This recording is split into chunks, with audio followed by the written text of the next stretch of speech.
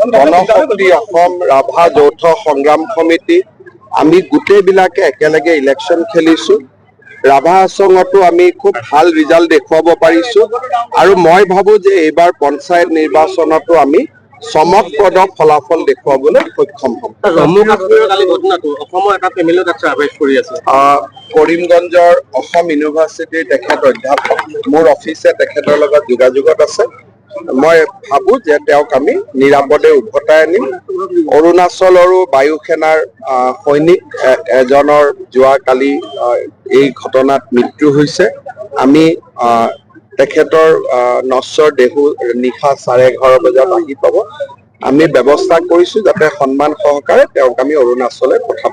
নিৰ্দিষ্ট কাণ্ডটো কোনো একাংশই ৰাজনীতি কৰিছে আৰু কোনেও কণ্ডেম কৰা নাই, যোৰহাটৰ সাংসদেই হওক বা কেন্দ্ৰীয় তেওঁলোকৰ অসমৰ এজন সাংসদে 15 দিন সময় ইছলামাবাদত থাকি অহাৰ তথ্য অসম চৰকাৰৰ ওচৰত আছে আৰু এই সংসদজনে পাকিস্তান দূতাবাসৰ লগত তেওঁৰ সম্পৰ্ক ৰাইজৰ সন্মুখত আছে আৰু বহুত কথা পোহৰলৈ আহিব।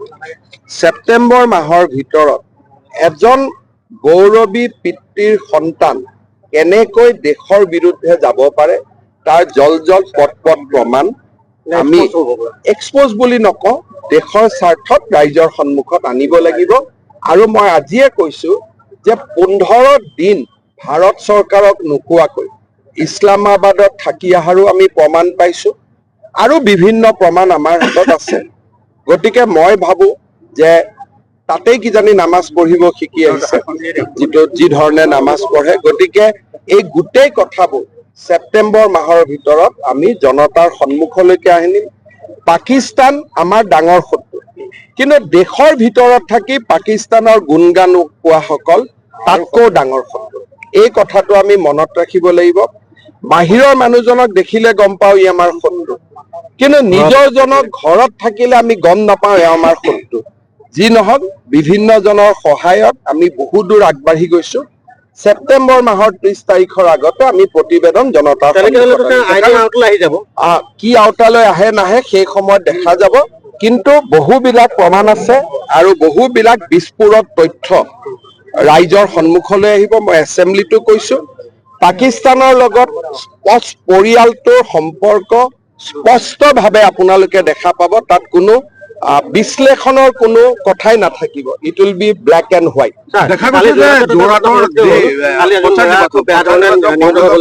যোৰহাটৰ আৰক্ষী অধীক্ষকৰ লগত মই কথা পাতিম।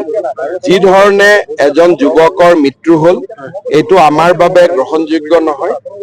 মই আৰক্ষী অধীক্ষকক কম যে আমি কঠোৰৰ পৰা কঠোৰ ব্যৱস্থা গ্ৰহণ কৰিব লাগিব। যোৰহাটত দেখা গৈছে যে কংগ্ৰেছৰ প্ৰাৰ্থীসকল পানী ধাৰণত চৰা অৱস্থা, এইটো কাৰণে মানে যিটো সাংসদ গৌৰৱ গগৈৰ কাৰণে এইটো হৈছে বুলি ভাবিব বা সাংসদ গৰাকীৰ লগত দত্ত বুলি এজন মানুহ থাকে, তেওঁতো গোটেই গুৱাহাটীতে পইচা তুলি আছে ইলেকশ্যনৰ কাৰণে, যোৰহাটত পইচা আহিব লাগে বুলি গোটেই ধুনীয়াৰ পইচা তুলি আছে। এতিয়া পইচা প্ৰাৰ্থীসকলক দিছে নে নাই, এইটো প্ৰাৰ্থীসকলক দিছে নে নাই মই নাজানো, কিন্তু বিহুৰ সময়তে যোৰহাটৰ মানুহক কৰবাত চান্দা এটা দিব লাগে বুলি হুঁচৰি দল এটা আহিলে বঁটাখন আগবঢ়াই প্ৰণাম জনাব লাগে বুলিয়ে ইয়াত থকা নাই। এইবিলাক কথাটো মই ইলেকশ্যনৰ আগতো কৈ গৈছিলো, কাৰণ সৰুৰ পৰা মই দেখিছোতো, ৰাইজেতো এতিয়া দেখিছে, কিন্তু মইতো বাচ্ছাৰ পৰাই দেখিছো। গতিকে মই কোন বগা কোন কলা কোন ৰঙা কোন হালধীয়া মই ভাল কৰি বুজি পাওঁ। দেখা গৈছে যোৰহাটত একক সংখ্যাগৰিষ্ঠতা পায় পঞ্চায়ত দখল কৰিব বিজেপিয়ে।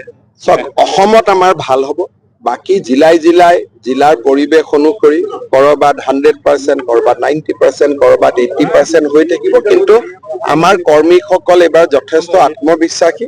মই যোৱাকালি শিৱসাগৰতো আছিলো, তেওঁলোকে ভাবে যে এইবাৰ ভাল ৰিজাল্ট। মই কলো ইতিমধ্যে যে মই এছপিৰ লগত কথা পাতিম, আমি কঠোৰতম ব্যৱস্থা আমি ভাল ব্যৱস্থা ল'ম। আপোনালোকে অকণমান মোক সময় দিয়ক, মই হিতেন দায়ো মোৰ লগত কথা পাতিছে, আমি খুব শক্তিশালী ব্যৱস্থা ল'ম।